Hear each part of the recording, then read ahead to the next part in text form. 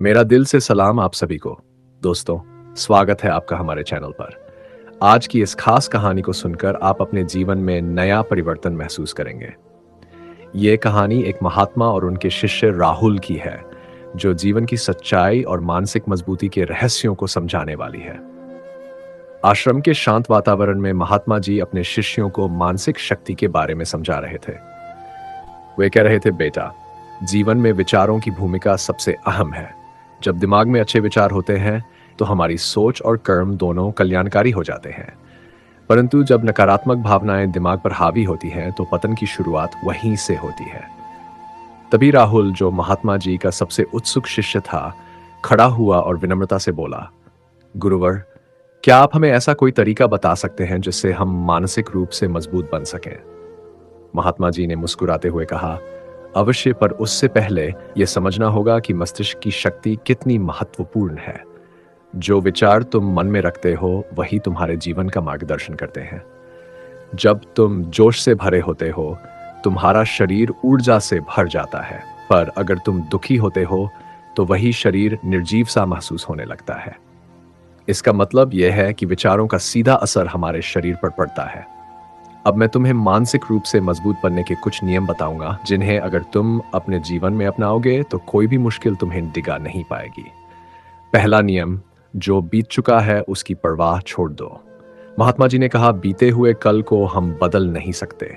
जैसे सूरज हमेशा पूरब से ही उगता है, वैसे ही समय भी अपनी दिशा में बढ़ता जाता है।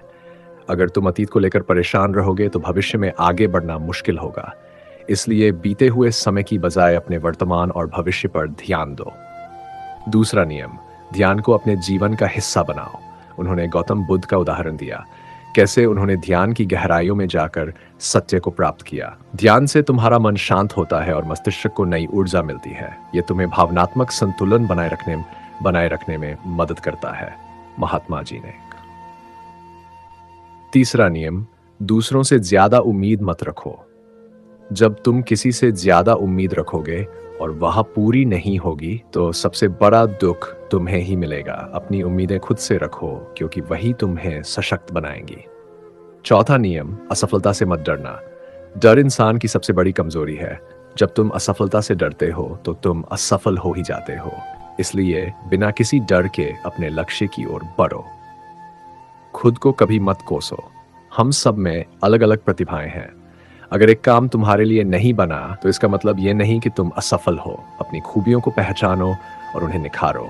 खुद को कोसने से मानसिक शक्ति कमजोर होती है। छठा नियम, अपनी ऊर्जा का सही उपयोग करो।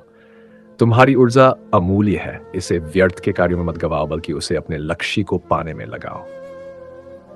सातवां नियम, सुनो सबकी, करो दूसरों की बातों को ध्यान से सुनो, लेकिन अंत में वही करो जो तुम्हारे मन की आवाज कहे। तुम अपने बारे में सबसे बेहतर जानते हो। आठवां और अंतिम नियम, हर दिन नए अवसरों के साथ जियो। हर दिन तुम्हारे जीवन में एक नया मौका लेकर आता है। इसलिए हर दिन को खुशी और जोश के साथ जियो और अपने अतीत की गलतियों से सीखते हुए आगे बढ़ो। महात्मा जी के इन उपदेशों ने शिष्यों के मन में नई ऊर्जा और आत्मविश्वास भर दिया।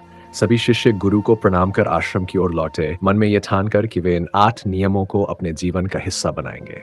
दोस्तों, ये कहानी सिर्फ एक कहानी नहीं, बल्कि जीवन को नए दृष्टिकोण से देखने का तरीका है। अगर आपको ये कहानी पसंद आई हो तो इसे लाइक और शेयर करें और चैनल को सब्सक्राइब करना न भूलें। धन्यवाद। नमो बुद्धाय।